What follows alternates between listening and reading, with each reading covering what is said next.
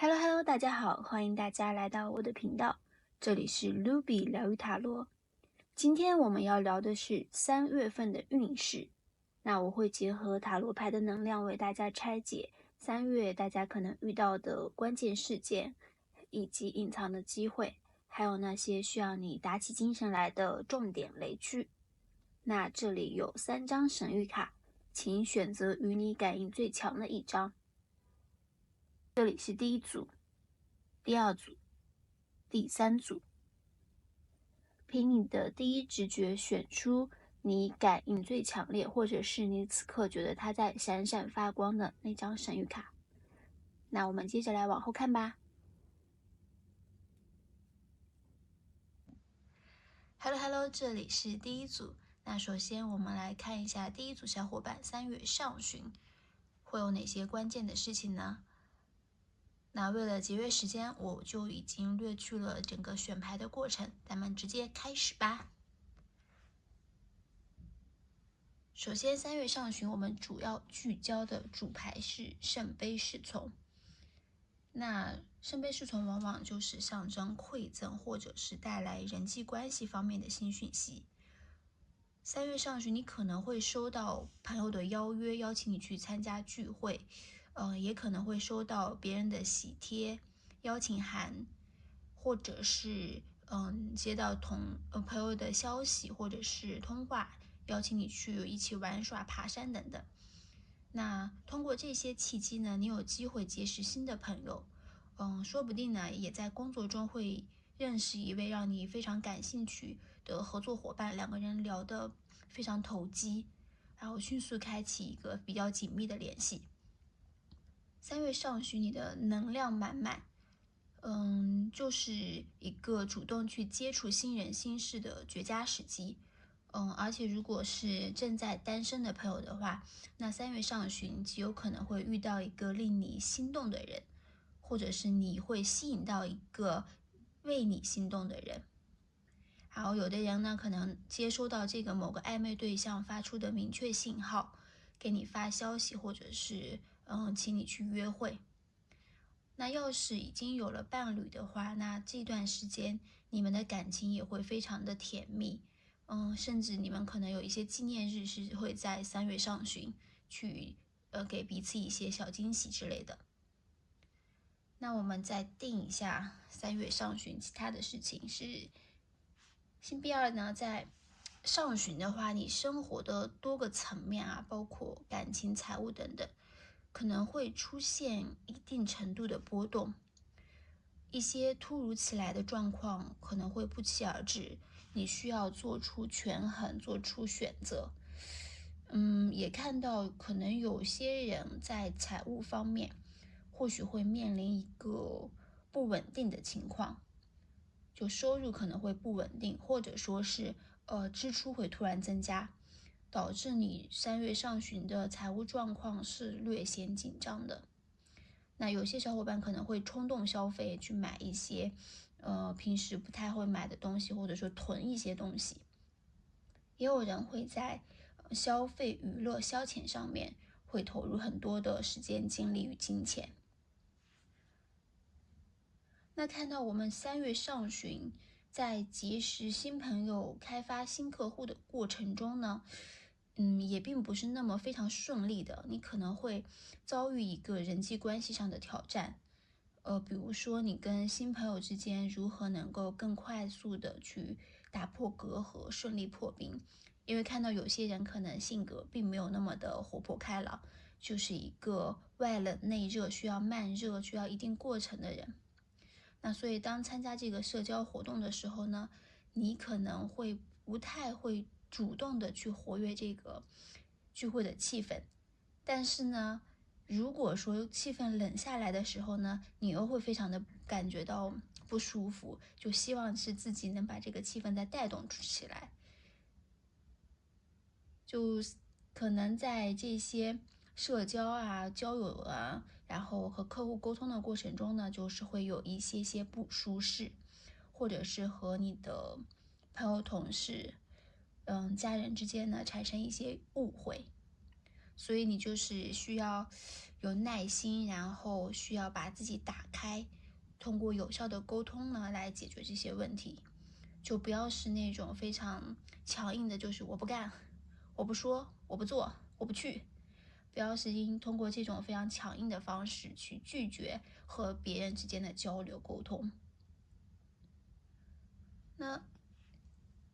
看到我们有些人上旬是会遇到一些财务问题啊，比如可能接收到一些朋友或者是同事的婚礼的邀请，或者是参加一些别人的这种仪式，可能需要出份子钱，那这就让你本就很紧张的财务状况呢，更是雪上加霜了。而这位可能要结婚，或者说是办满月酒啊、过生日啊，这个人呢，或许跟你的关系也不算是特别亲近吧。所以你就是在考虑给多少钱份子钱的时候，就是颇为谨慎，就不太愿意说花费太多。毕竟关系也一般，你之后收不收得回来还不一定呢。也看到有些人可能在3月上旬啊，去参加了一些娱乐方面的，比如说你去唱 K，你去夜店酒吧，或者是你参加了一个人的演唱会、音乐节，这些就在娱乐方面呢，你大手大脚的花钱，所以呢，在之后的吃饭啊，或者说日常开销上面，你就会变得抠抠搜搜的。就你就是在某一方面大手大脚，在某一方面又节衣缩食，就可能很多是那种大学生或者是生活费，就是每月有固定生活费的，那一部分你把大部分的钱都花出去之后，那可能你只能在吃饭上面就是节省下来，每天呢就只吃一顿饭，或者说是自己做饭，以此呢减少自己的开支。同时我们第一组的小伙伴3月上旬会迎来一些不错的机会和挑战，就可能你会接到一个新的工作任务，然后需要你快速决策的情况。那这个呢是一个非常好的展示你自身能力的时机，就你务必要做好充分的准备，因为这个新挑战呢，只要你认真准备的话，成功的可能性是非常大的。就如果说你3月份上旬呢，领导给你派了一件新的工作，或者说是你开始了一个新的项目，有一个新的计划，这些呢都是非常的有机会去完成的，你对此呢也是很有信心。那此外呢，还看到就是说有些人啊，就是会收到这个婚礼啊、成人礼、丧礼、满月酒等等这种仪式或者典礼的邀请，然后你可能就会去一些这样的场合去出席活动。那另外，如果是学生的话，在上旬你的学业会非常的顺利，就考试的话会取得一个非常不错的成绩，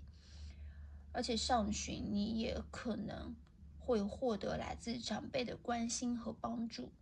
或者是有贵人给你伸出援手来帮助你，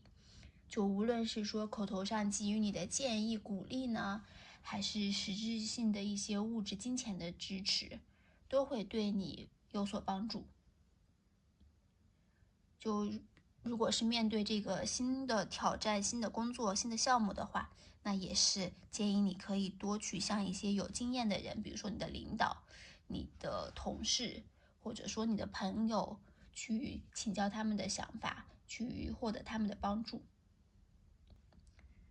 那好的，我们先接着来看一下3月中旬会有什么样的好事情呢？那看到我们3月中旬的主牌是一张审判牌，那这张牌是蕴含着决心和重大决定的意味。3月中旬对你而言可能是一个极为关键的时期了，过去所付出的一切努力都将在此刻收获应有的回报。你可能会突然领悟到某个事情的重要性，或者说是能够精准的找到事情的关键所在。审判牌呢，它的力量是很强大的，所以它提醒我们，就是3月份的中旬可以去做出一个重大的决定。比如说你可能会突然意识到这个工作可能并不适合你，然后思考是否给这段关系画上句号，或者说是你这个工作项目的重点是应该放在 A 而不是放在 B。学业选择的话，应该选文科而不是理科，等等，类似于这样一个比较重大的决定。就如果说你一直是在考虑是否离职、是否分手、搬家，然后对自己的学习以及职业规划有一些问题犹豫不决的话，那中旬会是一个非常好的思考并下定决心的一个时机，会成为你的一个转折点。因为你通过上述的这些事情想通之后呢，你是能够从无到有，逐一的把这个事情发展起来，逐步的呢把你的想法化作现实，所以会有一个非常不错的开端。如果说你现在心中有任何的想法或者是计划，那你都可以去大胆的付诸实践，因为此时你手头上拥有的资源以及自身的能力和创造力呢，都是一个很强的状态。在中旬呢，你经过一番思考，并且呢，整合自己手头上现有的资源，比如说人脉、技能、存款，甚至是一些闲置的二手物品，这些事情呢，都会获得一个不错的一个开始。比如说，你可以把你自己的二手物品，就闲置的一些东西挂到一个网站上去售卖，那以此来解决你这个财务上的紧张情况。而且就是面对我们上旬开启的这个新契机，其实中旬的时候你就已经做好了一个不错的准备，信心十足，蓄势待发。所以说是无论是面对生活工作中的新机会、新挑战，还是面对感情中的变化，你都已经在3月份的中旬做出了一个初步的决定，并且准备好全力行动了。而且呢，你会发现你之前投入的事情，就是已经有了一个初步的进展。比如说，你的副业就有了一些收入，虽然可能不多，但也是一个很好的迹象，就是你前进的一步嘛。或者说是你在一些网络平台上售卖的东西，就有人询问并且达成交易。那学习上面呢，也会有显著的进步，名次会有提升。但是要注意这些成功成就呢，不是一个非常立竿见影的收获，就可能就刚才说的，就是一个很微不足的、很小的一收获，但是它就是打开了你的另一个大门，相当于就是一个新的方向，非常重要的前进了一步。所以这些收获、这些成功，可能还是需要时间的沉淀。我们切不可急于求成，就是因为看到一点点小的利益，你就匆忙收手，或者说是停止前进的脚步，还是要继续努力，我们耐心的等待。因为呢，只有耐心的等待，继续努力的经营下去，你才会有一个更好的收获。所以也是看到，中旬呢，你会埋头苦干，全力以赴，去认真的、细心的去经营你自己的一份事业，或者说是，有些人呢，在中旬的时候会有加班的情况，就工作可能会比较的辛苦。学生呢，在学业上也是，可能是在备考，或者说在写论文，或者是在准备这个面试、笔试这些事情。就中旬的时候，你会感到比较的劳累，比较的疲惫，因为你可能几乎都没有时间在休息，一直是一个非常忙碌或者是非常劳累的状态。而且你的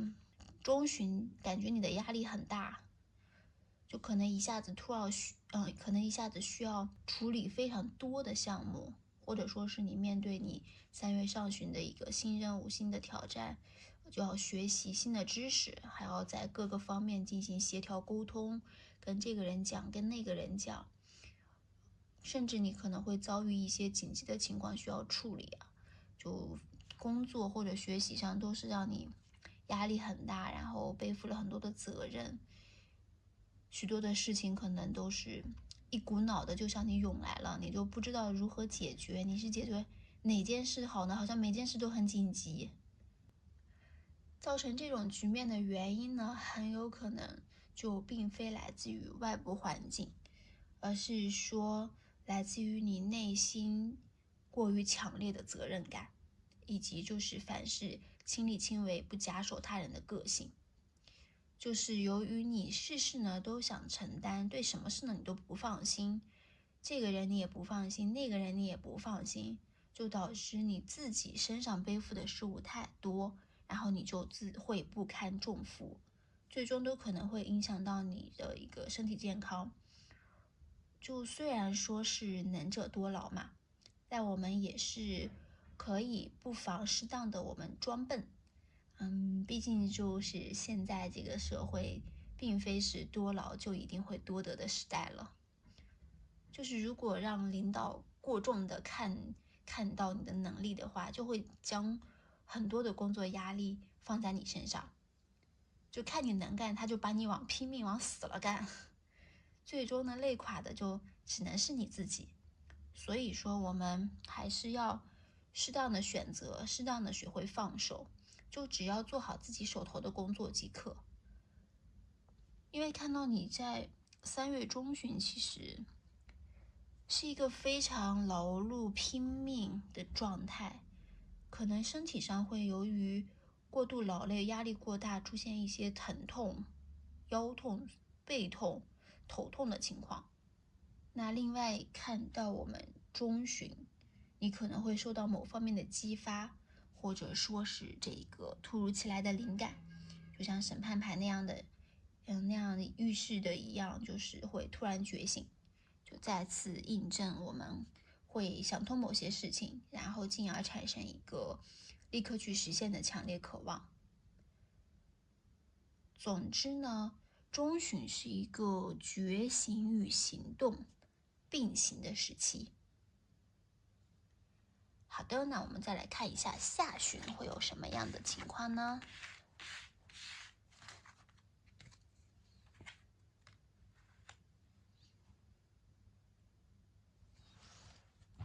那进入3月下旬呢，我们主牌是一张宝剑2。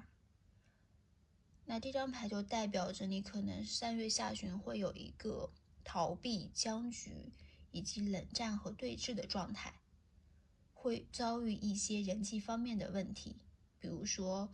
与朋友陷入冷战，和恋人发生矛盾，与客户产生扯皮，或者说是其他感情关系当中的纠纷和争吵。但是要明白，我们逃避是没有办法解决任何问题的，你需要去直面问题，做出决定。因为不管是遇到什么样的情况，就是我们还是要泰然的接受，放松心态，不要抗拒。唯有直面问题呢，才能够解决，才能够找到解决问题的方法。若你能主动的去解决这些问题，反而可能你会赢得别人的认可。如果说你和同事、朋友就是存在误会，然后你主动的去说开这些事情，主动的去解决了你和朋友、同学、同事之间的矛盾，那么你可能会赢得别人的信任。甚至是说，如果是你跟客户之间的问题矛盾的话，你成功的解决了你们之间的问题，那你就很有可能拿下这个优质客户。也就是说，我们面对宝剑二所带来的僵局，你是非常有能力去解决它的，而且在解决这个问题之后，你会因此获得一个不错的收益，或者是获得一个好处。就这个人呢，他可能会认可你的能力和品质，甚至是有的人会愿意追随你，成为你的部下，或者是成为你的好朋友。另外，从牌面也能看出，下旬你在感情方面很有可能是会陷入僵局。下旬你可能会沉浸在对于过去的怀念和回忆当中啊，产生一些怀旧的情绪。比如你会翻看之前的老照片，你之前这个手机相册里面存的一些家庭照片，思念你的爷爷奶奶、爸爸妈妈、亲人朋友等等。也有可能就是你会联系旧日好友，给他们打电话、发消息，然后一起吃饭聊天，就是两个人或者是一群人畅谈曾经那些开心、轻松或者说略带傻气的过往。倘若此时呢，你身处在异乡，或者说学习、工作在一个其他的城市，那下旬你可能就会思乡心切，怀念家人，怀念以前的一些美好的、温暖的事情。为什么会突然怀念过去呢？是因为下旬你可能遭遇了一些非常令你伤心难过的事情，比如说就是会遭遇到一些人际关系上面的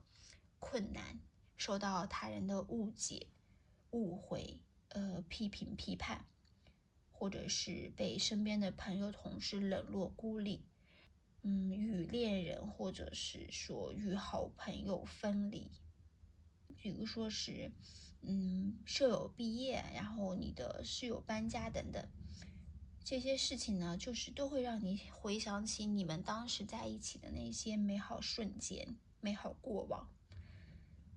但是没关系，我们伤心只是暂时的，成长呢，就是要伴随着各种各样的分离嘛。另外看到有些人啊，下旬可能会遇到一些不错的桃花机会，或者是一些就是向你释放暧昧信号的人，但对方可能过于浪漫，或者是花心，就是对你的感情呢缺乏实际的行动，每天只会就是对你甜言蜜语，说这些很不那个啥的土味情话，但是却很少去付诸实际行动。他也有可能是一个花心或处处留情的人，就表面看着就是非常的风流倜傥、魅力十足，但其实内心还是非常不成熟的。就有些可能是你网上交友软件上认识的一些人啊，就这些人每天都给你发一些奇奇怪怪的信息，所以就如果说是下旬有这样一个人出现的话，一定不要急于回应他，需要我们对他进行一个更多的考察，就不要仅仅被他表面的这些浪漫、这些攻势所迷惑。另外呢，宝剑8和宝剑2都显示出你仿佛是被蒙住了双眼，受到了束缚。所以3月下旬你可能就是会处在一个固步自封、画地为牢的状态，就认为自己无法做到，或者说是对事情或陌生的事物心怀恐惧，会选择性的退缩、委屈。但事实上呢，事情没有你想象的那么困难。就比如，如果是在工作中你开展的项目变得迟缓受阻的话，那可能你会将问题归咎于在你自己身上，然后陷入到一个疯狂的自责当中，然后你也不与别人交流，一味的沉溺在自己的情绪当中。又或者是朋友啊、同事，就是跟你抱怨，对你有所埋怨啊，这就会进一步的放大你这个负面情绪，让你更加的难受。但实际上朋友可能只是随口提了一句，就是他们也没有什么恶意，也不是那么非常严厉的批评指责你，责怪你，他可能就是开玩笑的说了一句，但是你很敏感，就你本来就觉得这个问题可能你做错了，或者说是你的问题，你有责任，然后他这样一说之后，你就会将这个问题就会过度的放大，就更加的沉溺在自己的情绪里面，更加的不敢跟别人交流，封闭在一个小世界里，独自的伤心难过。好的，那我们再来看看3月份你会有什么好消息呢？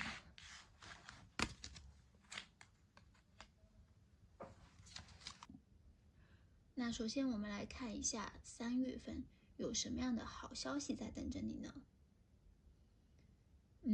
有些人你会突然想通某个长期困扰你的问题啊，看到事情的多面性。之前你可能只是从一个方向出发才去思考这个问题，3月份你可能会开始去多角度的思考这个问题，从而呢突然有了一个灵感，突然有了一个重大的感悟。或者说是有些人之前在这个感情交流当中呢，都是站在自己的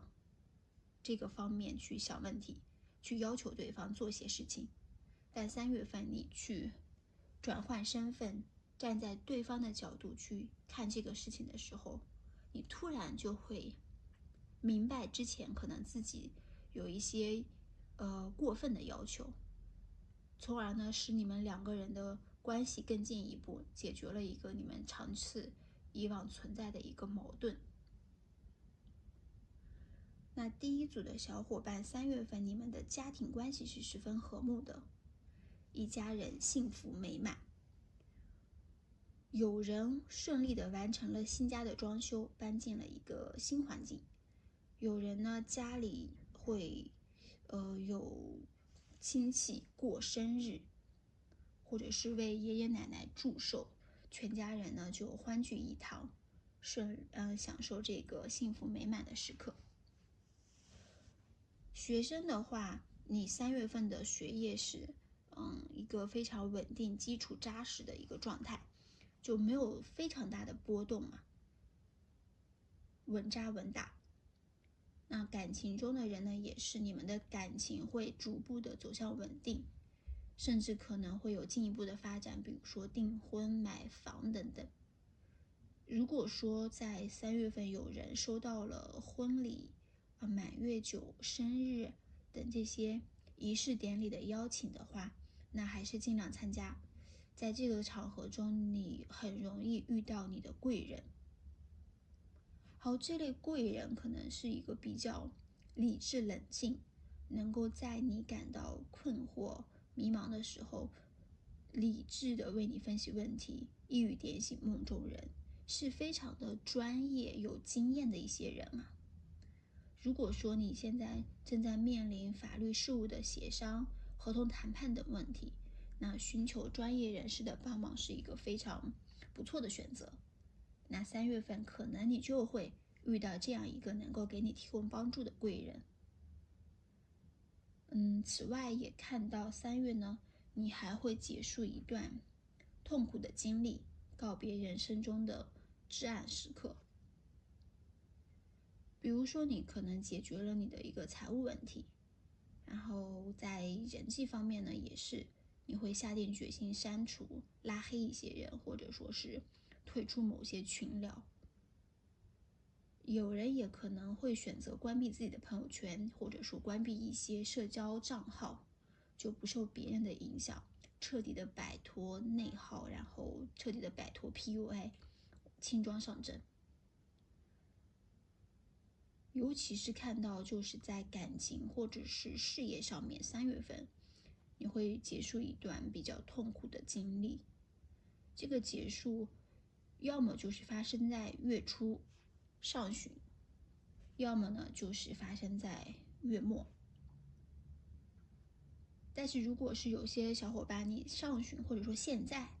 就是在经历或者说结束这种痛苦的话，那一定要注意避免报复性的消费等等的一些补偿行为，我们以免导致3月份财务的一个紧张情况啊。那我们再来看看3月份需要注意的事情有哪些。圣杯骑士，又是圣杯骑士。3月份一定要小心警惕浪漫陷阱啊！就感情上面，你的追求者或者说你的暧昧对象，可能真的不是很靠谱，他每天都给你发一些甜蜜的消息，就不约你见面，然后你约他见面吧，他又推三阻四。然后你的相亲对象可能就是在吹嘘自己很厉害，然后吃饭的时候呢，又让你 AA， 甚至让你掏钱。还有就是看到有些小伙伴职场上，老板可能给你画大饼，你可能会提出离职或者说是提出休息等等，但老板就是承诺说年底就给你升职加薪，给你发奖金，给你很多很多钱，给你怎么的给你怎么的。说了一大堆之后呢，还是将大量的工作扔给你，就让你非常的疲惫不堪，让你天天加班。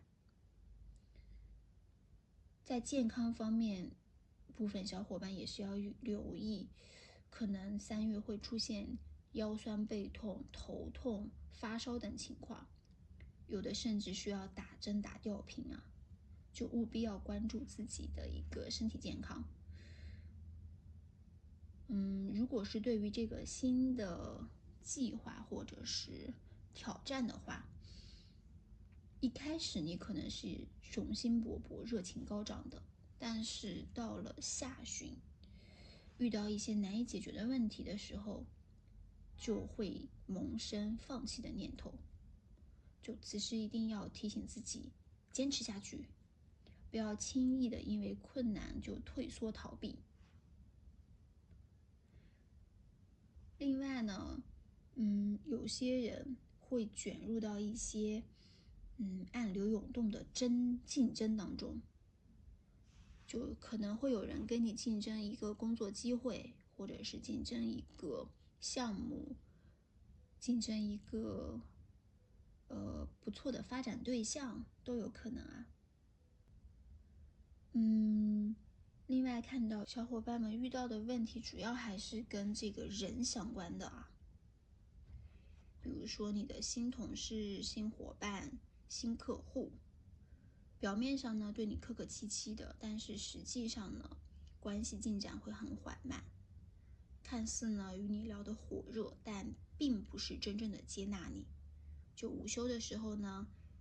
也不跟你一起吃饭，然后新的一个朋友圈或者说新组建的一个项目团队，你又觉得会跟他们格格不入，就他们可能自己聊得可火热了，你也不知道怎么加入他们的话题。就如果这种圈子或者说这些朋友都是必须要去交往的、沟通的、去维护的，那我们就可以多去跟人家分享一些零食，请他们喝个小奶茶，然后跟他们一起吃饭，一起吐槽某个明星等等。总之就是找到一些共同话题，我们主动出击去增进彼此的关系。但如果是一些不必要的一些社交关系啊，其实如果你觉得加入不了的话，也不必强求，就圈子不同，不必勉强。那最后看一下神谕卡给到你的3月份的指引是什么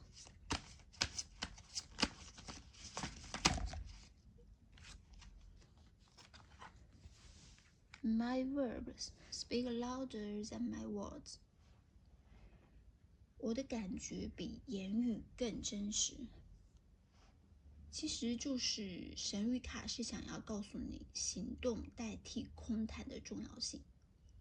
我们不能只是在脑海中构思各种各样的想法和可能性，却不付诸实践，不去切实的体会，反而是把自己束缚起来，隔绝跟别人的沟通。因为3月其实是一个非常重要做出决定去行动的一个时机，如果说你是期望去增进关系、打破隔阂、消除误会，或者是实现复合的话，那就应该直接行动。就仅仅去依靠你自己去消化这些想法是很困难的，长此以往呢，还容易憋出问题、憋出毛病。所以说，无论是你有一个新的计划、新的挑战，还是说你要去认识新的朋友、进入新的圈层，那3月份，请你勇敢地迈出行动的步伐，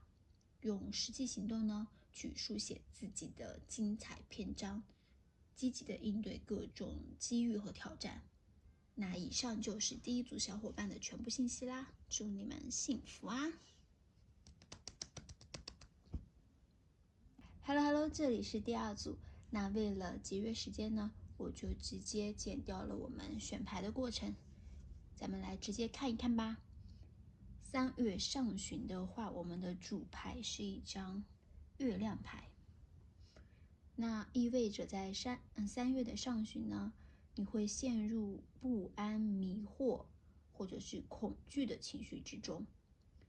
这种情绪可能源于你对于未来的迷茫，面对陌生情况的忐忑，又或者是对某种关系的不确定感。那在这个月的月初，你的潜意识会异常的活跃，脑海中的想法众多，情绪也会变得格外敏感，常常就会因为一些小事烦恼忧愁。另外部分人可能会感到身边有潜在的危险，或者遭遇敌人，存在不正当的竞争，甚至是会出现莫名其妙被谣言重伤的情况。那我们再进一步解读这个月亮牌。首先，你们的情感联系非常紧密的团体，比如说是家庭、社团、兴趣小组，或者关系融洽的班级、知己、好友圈等等，也有可能是你的亲子关系、夫妻关系，或者是工作中的合作关系、结盟关系。那你3月上旬，你就会可能因为深陷在这些团体关系中而感到不安。也许是这个团体中暴露出了一些问题啊，打破了你原来的平静。就说以往看似和谐、和睦、喜悦的这个团体氛围呢，实则它存在着很多的问题和危机。可能之前的朋友或者是同事，你觉得跟他是很好的朋友，但其实他在背后并没有很信任你，或者说他有可能和别人一起在背后议论你。亲人呢，父母可能在3月上旬也会对你提出一些批评指责，或者说是对你提出一些期望要求。那原本就让你这个十分满意的团体环境，在3月上旬可能会发生变动，不再那么的和谐安全。在感情上，看到可能有些人是非常向往进入一个稳定的家庭关系的，渴望着能够步入婚姻、结婚生子、组建家庭。那你这个想法或许并没有得到伴侣的全力支持，又或者是受到一些现实因素的阻碍，让你在幻想与现实之间呢，就是痛苦的拉扯纠结，可能暂时没有办法完成这个心愿。另外看到就是太阳和月亮同时出现嘛，而且月亮是主牌，所以3月可能你会有一些意外的事情会暴露在大众面前。就比如说你的朋友会是在背后议论你、评价你，将你的一个秘密告诉了你将你的一个秘密告诉了一个非常信任的人，结果没想到这个人其实是一个大嘴巴，他转头呢就把这个事情告诉了别人，然后一传十，十传百，所有人都知道了。又或许说你可能是因为一些非常意外的事件获得了很多人的关注，在课堂上回答了一个问题，或者说是做了一个表演，然后受到了老师同学的关注，或者在会议上或工作中提出了一个非常出色的想法和方案，那被高层领导和同事关注。也有可能就是在网上发布了一些消息，吐槽了一些产品或者吐槽了一些人，然后或者说评价了一些人，评价一些明星作，就会获得很多人的关注、点赞或者是说评论。在3月上旬，其实你比较适合制定一个长期的计划，就比如说长期的职业计划、长期的学业计划，或者是长期的一个感情计划。如果是有在打算跳槽的话，就建议你不要只盯着当下的薪资就是只想找一个工资高的，或者说只想找一个清闲的活。我们还是要放眼于长远的职业发展路径。情感也是，就是我们要做比较长远的一个规划打算，不要就是凭着你一时的冲动就开始一段关系，或者说是结束一段关系。不要就是因为一时的想法马上结婚，或者说是马上离婚。我们还是要从长计议，稳扎稳打，循序渐进的。另外3月上旬，有些人可能会从一些地方获得一些小道消息比如说是你内部公司传言的什么裁员的消息或者是说部门要转变的消息或者同学之间传阅的一些考试重点，然后网上发布的虚假新闻，这些消息他们都会很容易对你产生影响，所以你还是要保持你的理性判断。因为部分小伙伴可能3月上旬就是会因为一些谣言等等的与别人发生口角和争执，所以你还是要不要冲动，不要激进，还是应该要保持自己的理性，去合理的解决这些问题。那3月上旬看到就会有新的事物闯进你的生活，有的人会遇到一个热情似火的恋爱对象，就是对你展开非常猛烈的追求。有的人呢会迎来新的工作机会，或者是接到新的工作任务，获得新的灵感。也有可能就是会认识一些新的朋友，因为这个权杖8和宝剑侍从都能看到会有一些旅行的信息，尤其是航空旅行。部分小伙伴可能会有一个突如其来的旅行或者是出差的机会，尽管过程可能会疲惫，但心情是非常快乐的。另外呢，如果有人遇到了一见钟情且热烈追求你的恋爱对象，就只要你愿意，2个人的发展会是一个非常迅雷不及掩耳之势。就因为权杖8是代表着事件发展的速度极快嘛，所以如果你收到这类的信号，就是无论是说一个恋爱机会，还是说一个新的消息非常迅速的出现在你的生命中，那你一定要牢牢抓住机会，切勿让它溜走，因为这个消息这个机会是稍纵即逝的，所以一定要抓紧。那我们再来看一下中旬会有什么样的事情发生呢？中旬的主牌是一张权杖6，它明确代表着胜利。通常往往是外在彰显的胜利，比如说是金榜题名衣锦还乡这样子的，就是能够让众人为你欢呼的胜利。你也会尽情的享受在他们的赞美之词当中。那与之相对的，你心灵的可能内心精神的成长会不是3月中旬的重点，毕竟其实人们更多的关注的是你外在可见的胜利嘛。那即使说暂时可能没有明显的胜利或者荣耀降临，但这至少也意味着你们会在这个阶段中取得一个非常显著的进展。如果说手头正在有工作在推进的话，那么你就会取得重大的阶段性的进步。对于正在备考的人来说，你的成绩会有一个大幅的提升。感情方面，如果是处于追求他人，或者说是与他人在一个暧昧阶段，那很可能你们的感情也会有一个进一步的发展，赢得佳人归。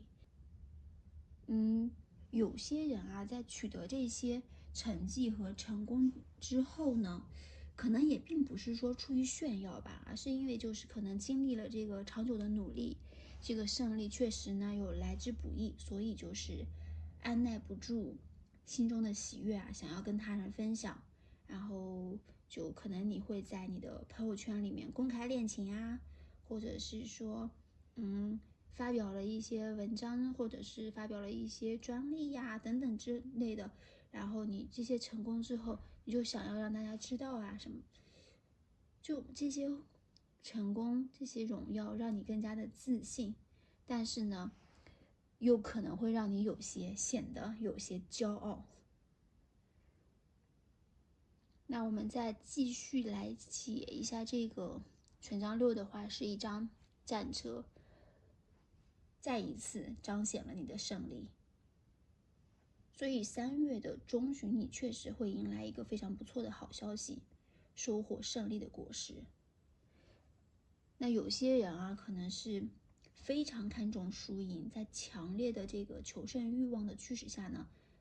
他们就是不服输，喜欢竞争，就是想要成为第1名，第2名我都不行。争强好胜的同时呢，这个人的意志也十分的坚定，对于之前设立的目标就会全力以赴的去达成，自我要求会非常的高啊。所以说获得胜利在这些人当中呢是无可厚非的，是一个必然的结果。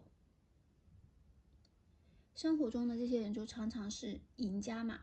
在班上就是成绩优异的佼佼者、学霸，在工作中呢也是表现出色的优秀员工，就频频的获得这个表彰、嘉奖等等。在生活工作中，甚至感情中啊，他也是要力求完美的，所以他对于胜利是非常的渴望的。但是呢，女祭司还是想要提醒你，就是当下的胜利是多在外表上的，就你还是要关心你内在的身影，就是静下心来思考，千万不要被眼前的这个胜利冲昏头脑，然后就是自满自负。就你静下心来反思的时候，你就会惊讶地发现，其实自己的聪明才智可能远远不止如此。你或许能挖掘出自身更多的可能性和潜在的机会。另外结合现在这个牌月亮和女祭司的话，3月份的中旬啊，有些部分女性需要注意自身的身体健康，尤其是咱们这个妇科方面的问题。有些人可能会受到这个经期的困扰，一些身体不适的症状在这个月会感受的尤为强烈。另外伴随着你的这个胜利而言的话，可能会有资源分配不均的情况。就比如说你这个奖金应该是按贡献分配的，但最终呢可能就是被你的团队平分了。尽管说你的付出最多，然后客户也是你谈的，工作大部分都是由你来完成的，但是可能最后这个分配却还是大家都是一样的。又比如说是我们班级里参加的这种竞赛啊，或者是表演啊，这种就是你为此付出了很多，然后你的贡献最大，课题呀、研讨啊等等的一系列的工作都是由你来带领大家完成的。可是最终呢，这个荣誉却是被大家平分了。另外看到有人如果是发表一些文章、期刊、专利等等的这些，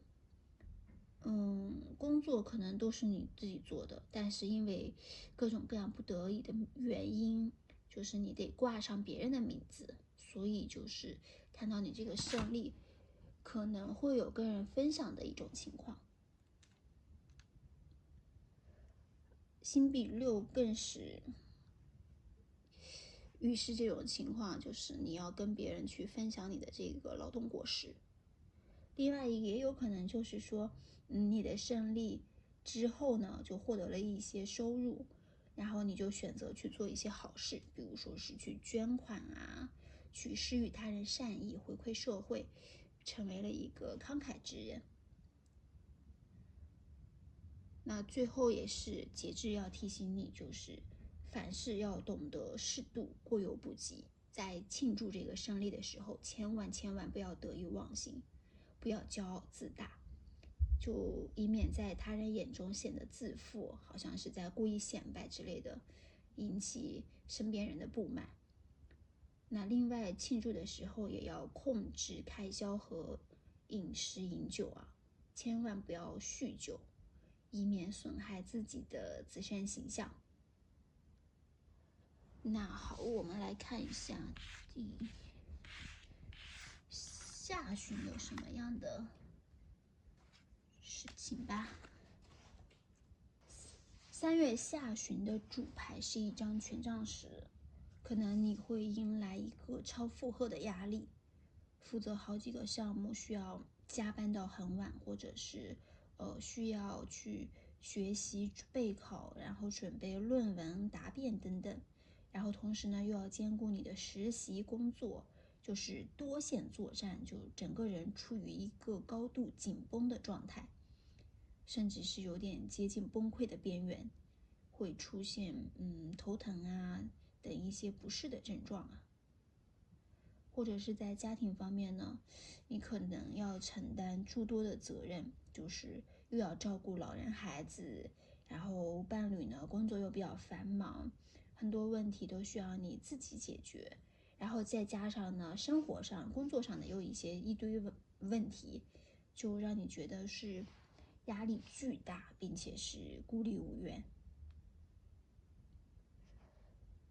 另外呢，就是可能这些压力也是来自于你近期会有一个大量的商务活动，需要频繁的出差，需要全身心的投入在工作当中，成为一个工作狂。也有可能就是有些人啊，为了追求高工资、高绩效、高奖金，或者说是多挣些钱，然后又做了一些兼职，或者是从事了一些副业等等，总之就是在拼命的加班挣钱工作。那对于在职场中努力拼搏，然后获得进展的人来说呢，家庭其实能给予到你很大的支持。如果说是你有一些难以应对呀，或者有些繁忙、焦虑的情绪，或者压力很大的时候，你可以选择跟你的家人诉说，抱怨诉苦，然后可能就能疏解到你心中的一些惆怅。那如果是在感情生活中遇到了一些压力，让你忙碌不堪的话，你也可以与伴侣或者说是与家人坦诚沟通，或者是甚至召开一个家庭的会议，明确各自的责任，就不要选择默默的独自承受。因为你的家庭其实是非常稳固的，远比你想的要更加稳固、更加安全有韧性，是能够共同去解决这些问题的，不会因为你提出了一个问题就轻易的就破坏了你们家庭的这种稳定的关系。另外看到有些人会在3月中旬因为压力啊催生出这种破局的灵感，去大胆的尝试新的方向。有些人在重压之下可能会选择辞职创业，有的人会选择就是摆烂休息一阵子，请假去旅行去调理身体，或者是决定去裸辞开展一个新的生活。3月下旬呢，还适合进行短期技能的开发。你可以去报一些那种技能培训班，去学习一些职场的技能，或者说是其他的一些技能，考取营养师的证啊，或者是一些心理的证啊、会计的证啊，各种各样的证书，来提升自己的一个竞争能力，为未来的职业转型，或者说为未来的职场做一个准备。看到你的压力也有可能是来自于上司、父亲或者是伴侣。如果是对方是那种冷静理智，然后又不太感情用事的人的话，那很有可能就是这个人给你带来了源源不断的压力。他可能给你布置了很多的工作，然后要求你完成难度比较大的任务，或者说是给你设立了一个很高很高的目标，希望你能达成他的期望。当然这个压力也有可能是来自于你这个女性啊，就是很有可能是你上司或者是你的父母给予到你的这个压力。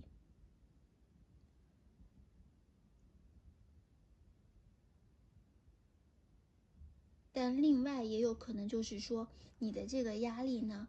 从这些人身上获得了缓解，就这些人可能帮助你去解决你的这个压力，比如说你的父母去帮你带娃，或者说他们给予你资金上的支持，也是有可能的。甚至是他们会给你介绍一些不错的优质对象，帮你安排相亲等等。3月下旬呢，你会与很多人产生交集，权杖王后、宝剑国王、星币侍从、愚人、星币骑士，就各种各样人的信息啊。那可能你要跟各种各样的人打交道，这些人或多或少都会给你带来一些压力，也可能会给你带来一些转机。总之，多和人交流一定是不会错的。好的，那我们再来看一下3月份会有什么样的好消息和需要注意的事情呢？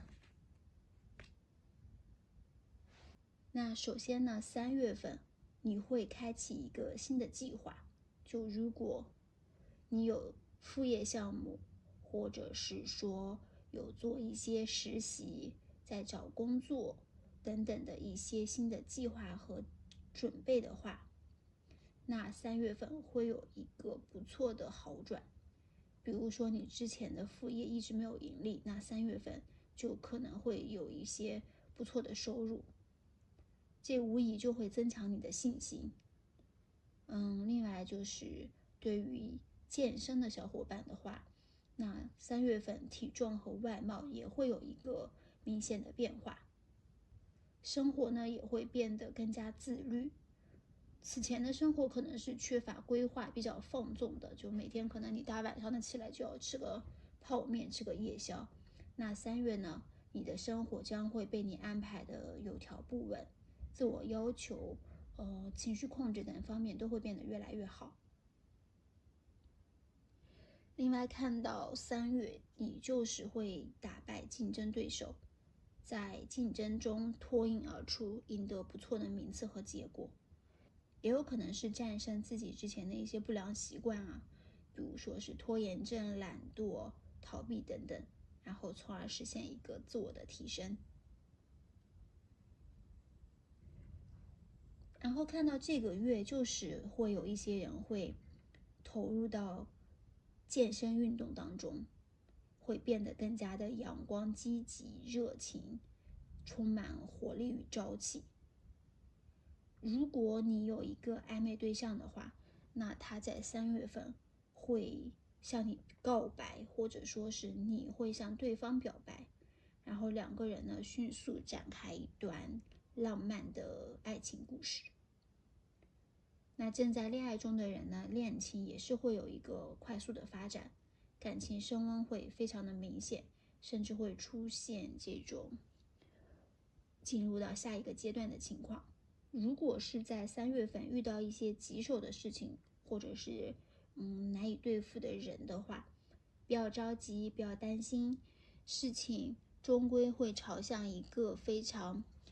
美好的方向发展的。当前的形势其实是对你非常有利的，虽然过程中流汗辛苦在所难免，但是最终的结果相信一定会令你满意。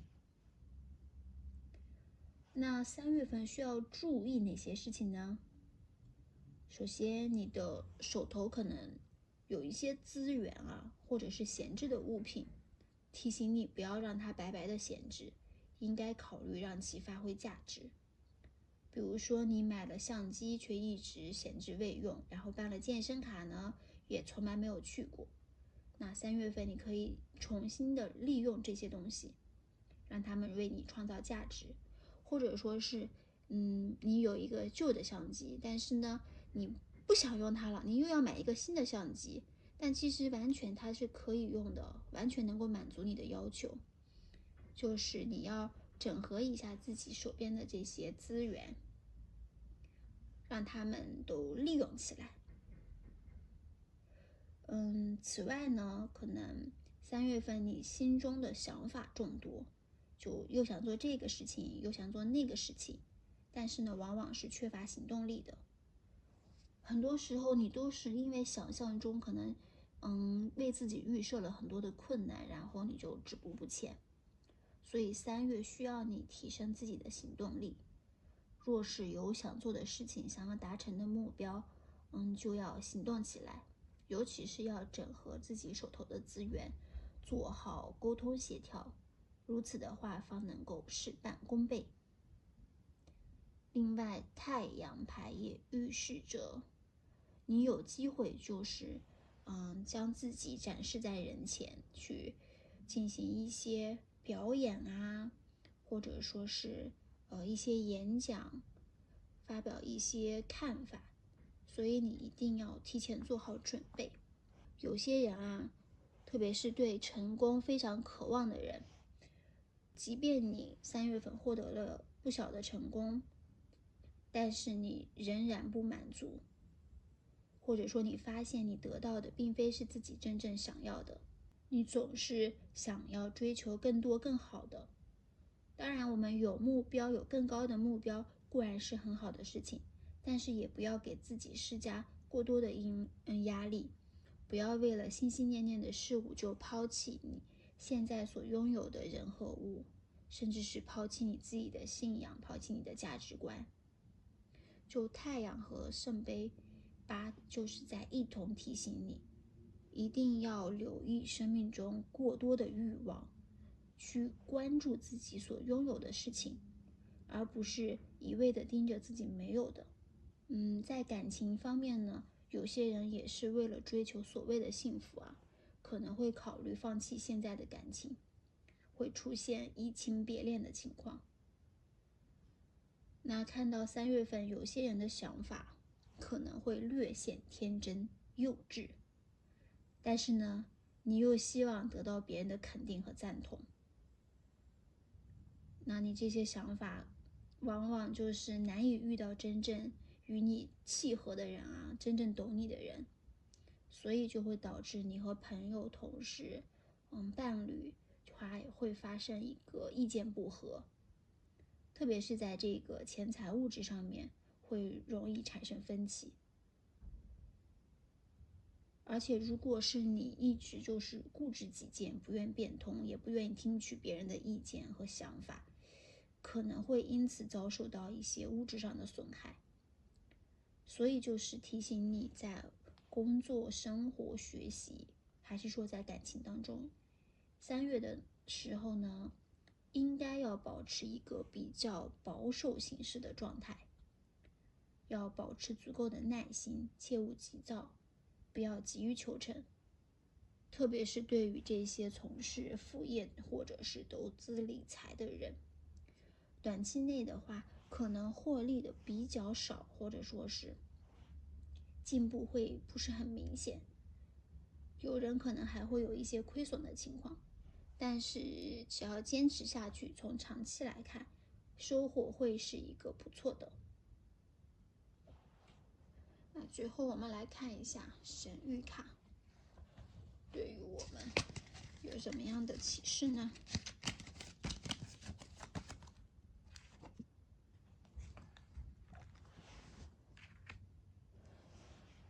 ？Venus is my true nature。那神谕卡就是要提示你，在这个团队的合作中啊，不要做一个特立独行的人，要放下自己的英雄主义。成员是平等的，付出与回报是成正比的。在感情中呢，也不要做一个默默背负责任的人，勇敢的去展示自己的真实面貌，表达内心真实的想法和需求，不要让自己如此的负重前行。那以上就是第2组小伙伴的全部信息啦，祝你们幸福啊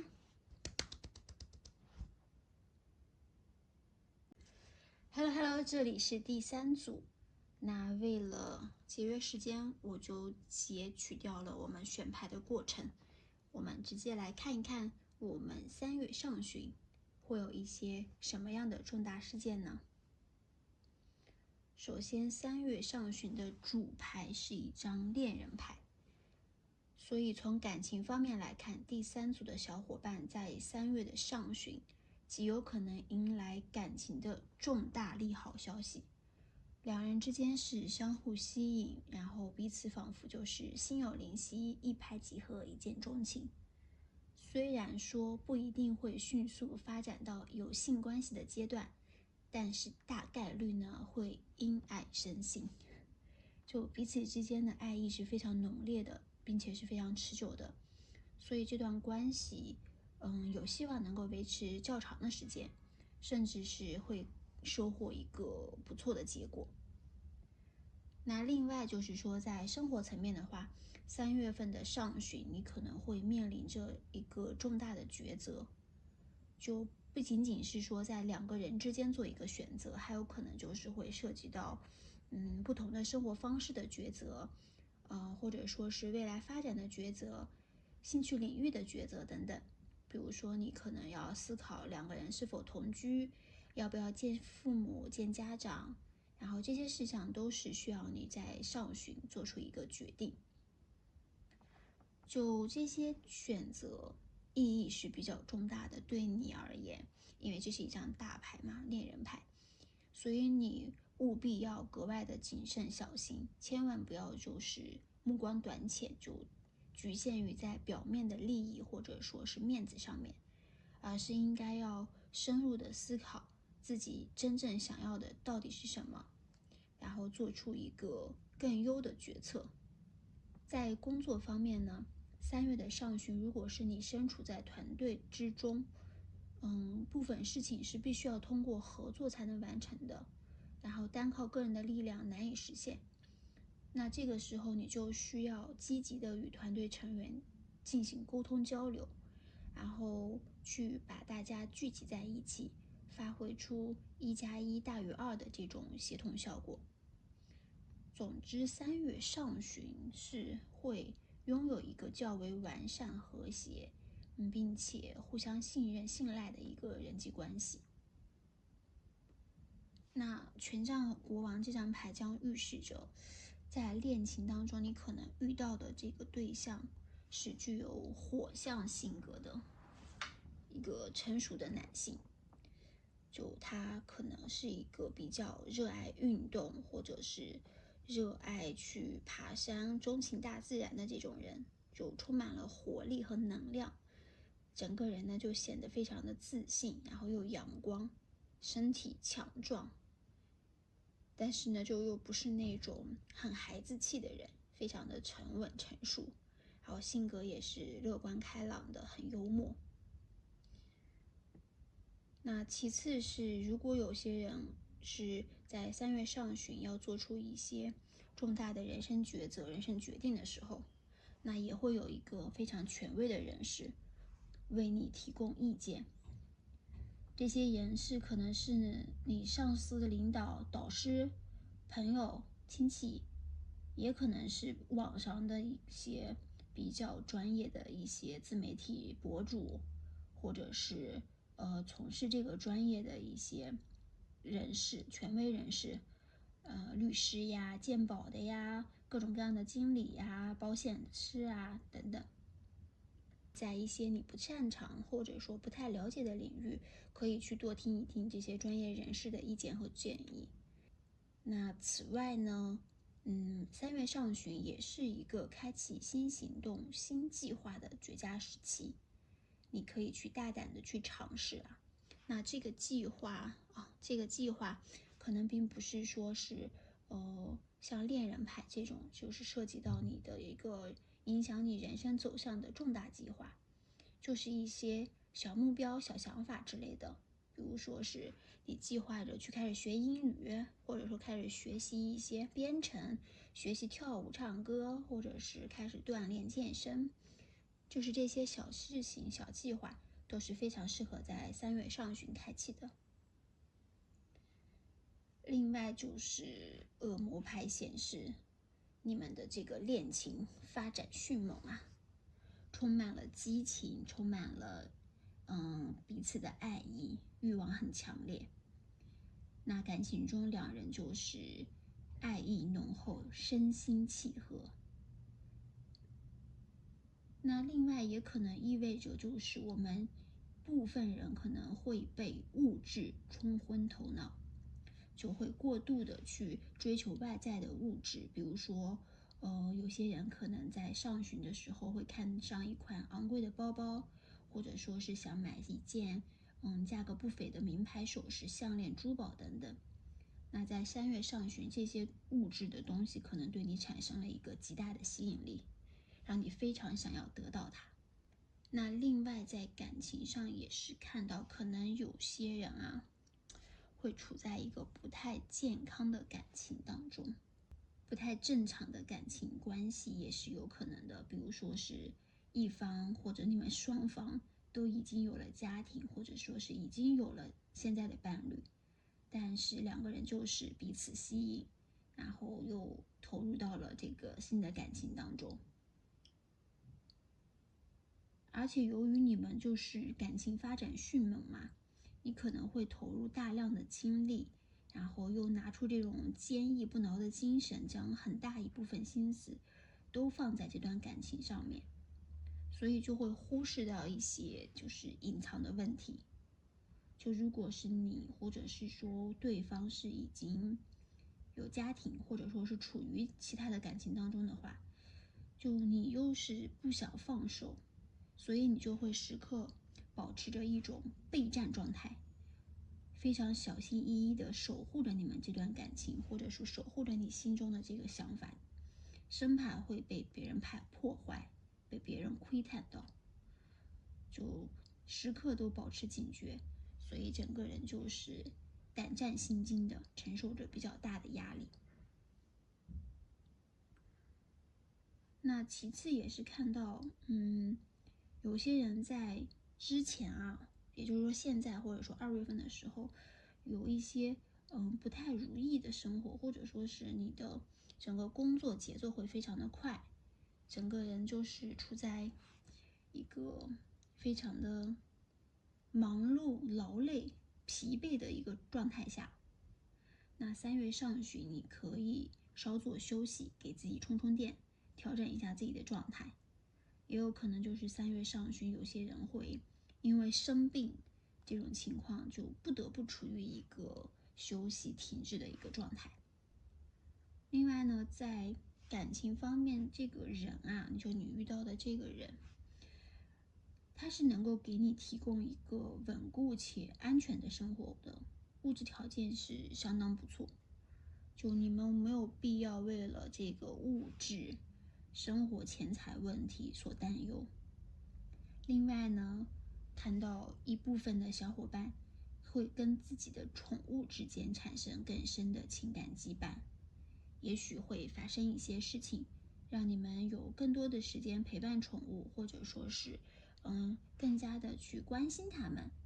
增进彼此之间的感情。那我们来看一下中旬。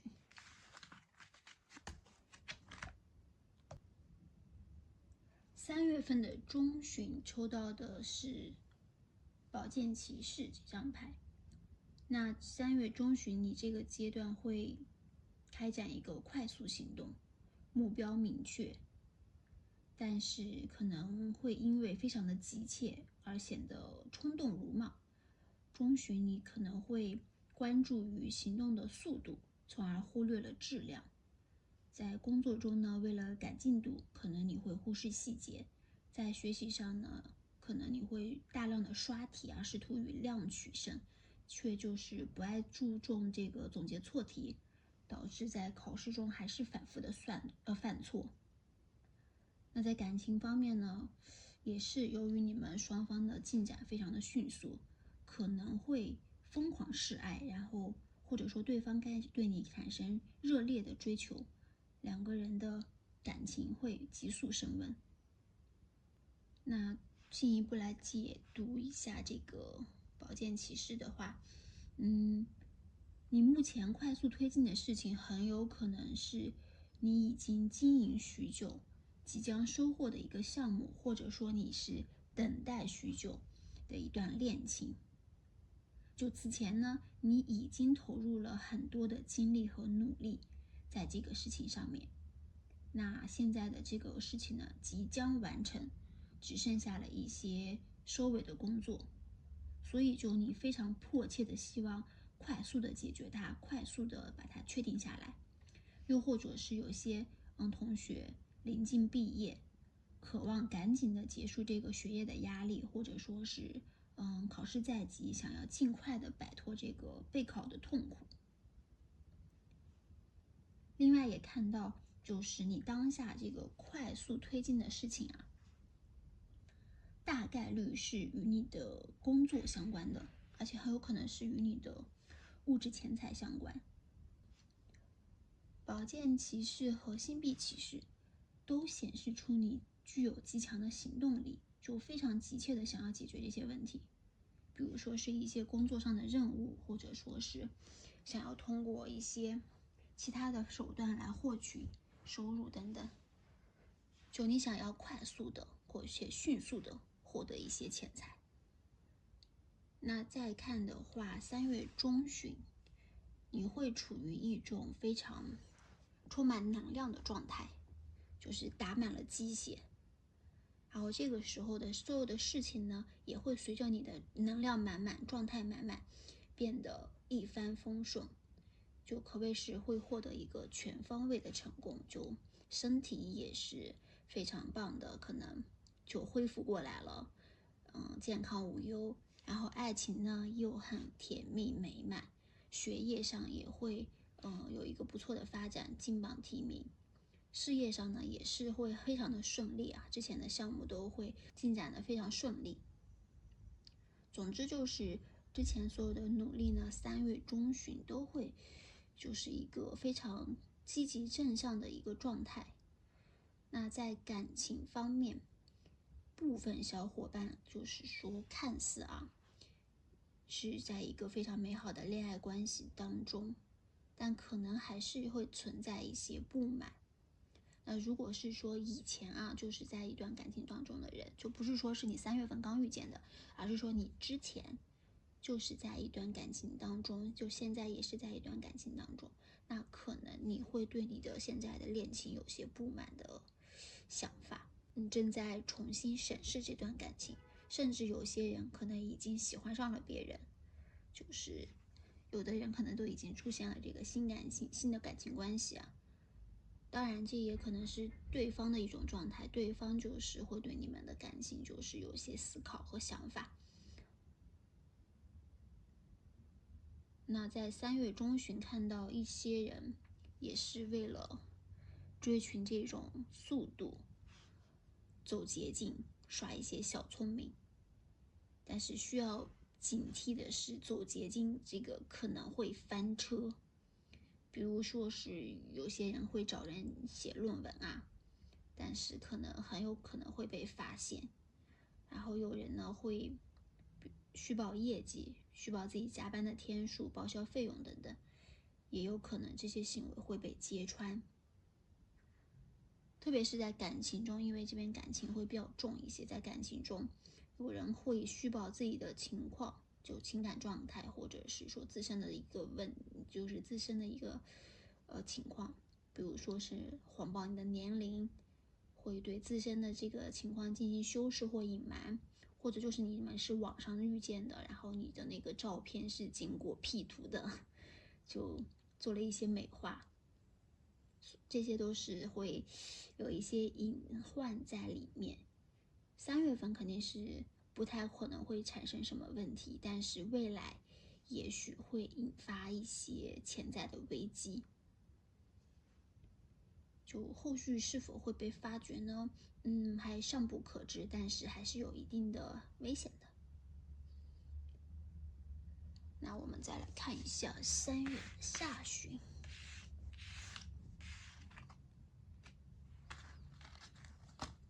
那3月下旬的主牌是一张宝剑9，可能3月份的下旬你会有焦虑爆发，陷入失眠多梦、过度担忧的状态。那在工作中的人来说，到了月底可能会面临着 KPI 未完成的压力，或者是临时遇到一些比较棘手的问题和需求，需要连夜的去熬夜工作处理，就使得身体有些吃不消，出现了心悸然后失眠的问题。如果是学生的话，那3月中旬可能你就只顾着玩耍享乐了，然后到了最后期限，到了 deadline， 作业和论文就被导师批评，要求重写，或者是马上要考试了，就是进入了一个备战状态，但是你什么都没有准备好，所以就是会感到非常的焦虑焦急。那看到有些人可能还是会因为一些感情问题陷入困扰啊，陷入自己的梦魇当中，为自己的生活感情现状感到焦虑不安。那我们这边定一下到底是在焦虑些什么呢？就是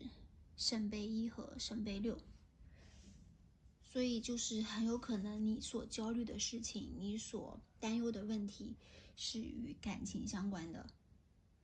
就你可能在为你之前的一段新感情所焦虑，对新感情产生忧伤、痛苦和纠结。或许是因为你太在意对方了，可能你一直在等待对方的消息，然后一直不睡觉，就2个人聊到很晚很晚很晚，然后你整个人呢处于一个兴奋的状态，就是睡不着。也有可能就是说你就是纠结于和对方的关系发展吧，所以让你们想的太多，然后你们也睡不着。之前处于感情当中的人啊，感情发展还蛮顺利的前面，但是到了这个3月下旬，可能是发生了一些争执，就让你很难受，也让你很纠结。在这种非常焦虑的状态下呢，很多人会常常梦到或者回忆到以前的事情，想起曾经的美好回忆，特别是那些有感情的人，你们经常会想到过去我们多好多好多好，怎么现在就变成这样子了呢？会心有不甘。然后再另外呢，就是看到这个导致你痛苦的原因，也有可能是一个旧人的重新出现，就是当你与这个新人感情迅速发展的时候，之前的恋人又回心转意，回头来找你。就以前在跟你在一起的时候不懂得珍惜，你跟别人在一起了吧，他又看不惯，他又回来找你了，就来回的纠结啊纠缠，让你就是陷入到非常纠结的这个情感关系当中，痛苦不堪，你不知道如何选择，你常常回忆起与他之前幸福的过往，觉得哎呀，其实你还是很爱他的，但是这个新人呢又非常的爱你，你们2个人呢确实感情很不错，所以就是你会很纠结难过。但不过我们宝剑10这边显示，你的这种痛苦、失眠、绝望的状态不会持续太久，不会持续到持续过3月份，3月底应该就能解决掉这个情绪。对方可能为你营造了一个稳定安全的环境，或者说是解决掉了之前感情中的一些危险因素。也有可能是这些问题虽然没有解决，但是对方给你的一些承诺，或者说给你画饼之类的，让你获得了安全感。比如说是你们可能之前吵架了，然后对方给你买了礼物道歉，所以你就选择原谅他。总之就是你会处于一个比较安心的状态。还有可能就是你获得了家庭的支持，去见了他的父母，或者说是去定了下来你们之后的发展，反正就是让你会有安全感。另外也就是有可能两人选择同居，生活在一起。就在最那个的话，就是单纯的因为对方物质条件确实不错，就非常的有实力，所以还是就纠结选择没有太久，就选定了一个人，结束了这种痛苦的情况。但是这个圣杯骑士和圣杯侍者呢，都是要提醒你注意，你的对象无论是这个新人还是说是旧人，这些人呢，他可能都是一个花心之人。那旧人花心的情况会比较高一些。当然，如果是出现的新对象，我们也是要多多考察的。如果对方只是给你送名牌的香水、送名牌的包包，确实不跟你谈及未来，不跟你说以后结婚发展的事情，甚至他可能对你有所隐瞒，隐瞒了他已经有家庭的事情，那你就是一定要留一个心眼，一定要谨慎对待，要多方考察，千万不要被眼前的物质所蒙骗。因为看到有些人啊，可能是真的没有谈过恋爱的朋友，或者是比较容易相信对方、容易被骗的人，就千万一定不要沉浸在自己的幻想当中，因为你们在热恋期嘛，而且感情迅速升温，很容易会美化对方，就只看得到对方的优点，忽略对方的缺点。那此时呢，就不易做出重大的决定，要保持清醒，千万不要被爱情冲昏头脑。那我们来看一下3月有什么样的好消息在等着你呢？3月首先的好消息就是你在工作中会迎来一个良好的发展机遇，你的能力将得到大幅的提升，或许会单独的负责一个新项目，开始带领团队展开工作，也有可能就是会让你去带领一些实习生或者是新同事，就是你会拥有一定的权利，而且呢，这些权利、这些变化会让你感到非常的开心。又或者说，你可能会得到像皇帝一样这样一个人的相助，这位贵人啊，可能是手握权力的，虽然是形象比较严厉，但是他会帮助你得到一定的发展。就他们会在物质上给予你帮助，或者说是提供你一些建议，然后帮助你解决你生活和工作中的一些难题。宝剑四啊，又是宝剑四，那预示着你就是能够有一段时间的休息的机会，可以短暂的充电。就也许是你刚刚结束了一个非常忙碌的项目，然后终于能够喘口气了，或者是结束了一个非常艰难的备考的时光，考试结束了，一切都尘埃落定，然后你终于有了一个可以喘息的空间。也有可能就是你之前就是做了很多的努力，为了备考啊，为了工作上的笔试面试啊这些事情，那最终3月份可能会迎来一个不错的消息。就虽然之前的竞争是非常的辛苦的，但是呢，你在其中是极具竞争力的，最终你能够成功的争取到这个机会。除了外在的竞争，有些人还能克服这个心理的矛盾冲突，难以抉择的这个困境，内心的不安情绪就会被消解掉，能够保持冷静，去成功的解决某些问题。其次呢，3月份的好消息还可能在于你能够充分的利用你的资源来提升自己的竞争力。这些资源可能是你的家里的一些人脉关系，也可能是你之前学习到的一些专业知识，比如说是你在竞争一个岗位的时候，你能够凭借自身的学历，或者是自身一些不错的实习，一些其他的一些证书技能，然后获得了一个胜利。也有可能是你运用你身边的一些人脉资源，或者是通过一些物质交换呀，获得了一个非常不错的机会。所以之前的这些累积呢，都能够提高你的竞争力，从而呢让你走向成功。那3月需要关注的事项，首先是星币启示。就如果你是一个工作狂，你热爱你的工作，你全心全意的投入在你的工作当中，那3月份可能因为工作压力太大，或者是强度太大，你就没有无暇顾及恋情，忽视了身体健康，可能会有一个不错的恋爱机会给到你，你都没有心思去关注到它。所以就是提醒你在工作之余呢，还是要多多的去享受生活，去热爱生活。那在恋爱方面，如果是有恋情的小伙伴的话，你需要去多花心思经营的，就不要把精力都放在工作上。然后遇到不错的恋爱机会和发展对象，也一定要牢牢把握，不要因为说工作忙碌而错过。那有些人可能会对于这个金钱物质会非常的迷恋啊，是一个金钱至上的一个物质主义者，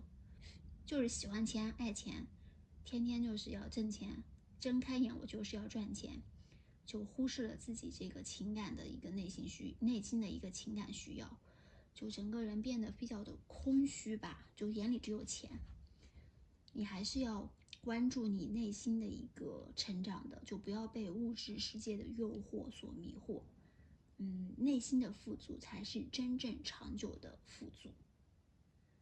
另外呢，3月份你可能会遭遇到来自他人的敌意，有可能是你身边的朋友、同事、同学，也有可能就是你这个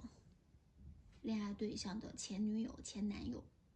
甚至如果是在一段关系中的话，那他的现女友、现男友、妻子等等，就是这个可能会发生争执啊，你会变得非常的尖锐。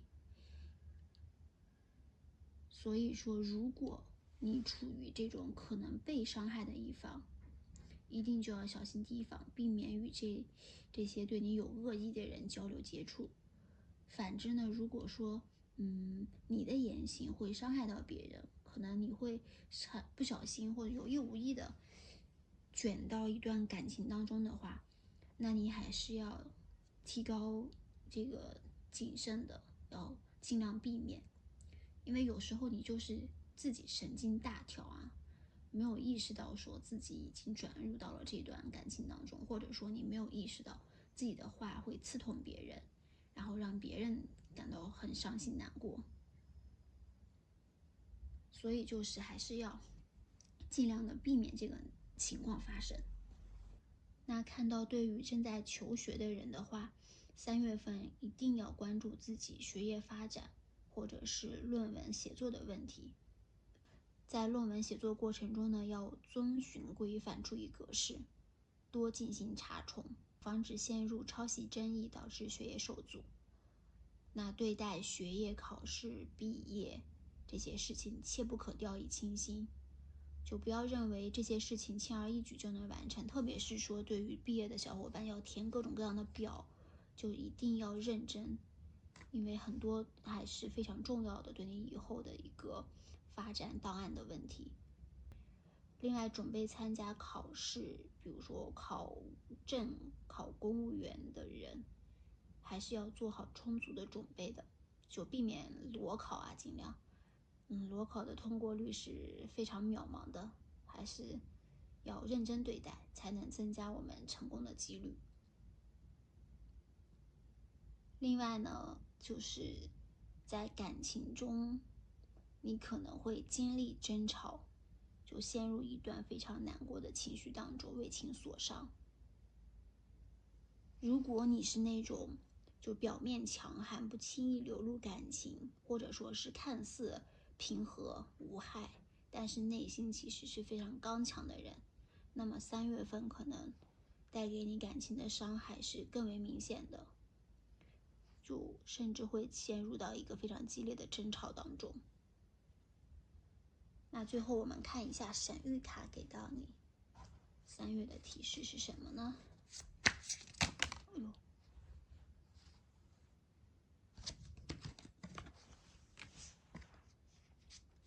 ？The moment I realign with love, clear direction is presented to me. 那当我与爱重新结合的时候，清晰的方向呈现在我面前。这意味着3月份你可能会迎来新的恋情、新的恋爱机会，就不要抗拒它，不要推开它，不要因为工作的忙碌就忽略它，去尝试着接纳它、迎接它。也许在这个过程中，你会发现不一样的人生方向，感受到不一样的人生感悟，你甚至会迎来一个全新的自己。那以上就是第3组小伙伴的全部信息啦，祝你们幸福啊！